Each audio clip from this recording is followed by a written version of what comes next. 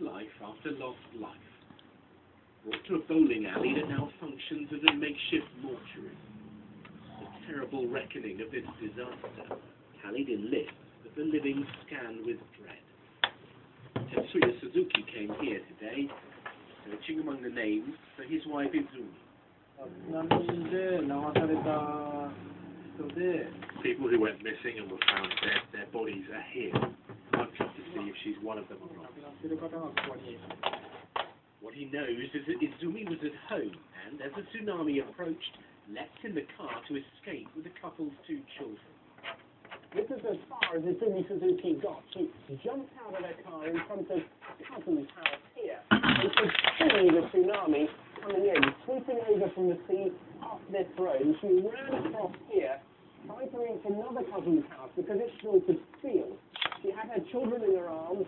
When she got here, she got as far as the steps. She handed them up to relatives. The children were taken inside.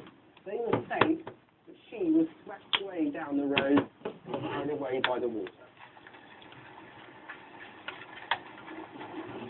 The house the children found refuge in is one of the few things left standing here.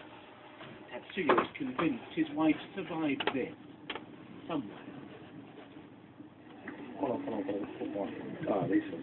Her name wasn't on the lists of the dead, so now he's trying the lists of the living, those who made it to the shelter.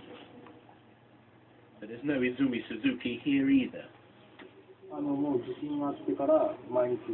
I've been coming here every day since the earthquake. Until now, I have no information about my wife.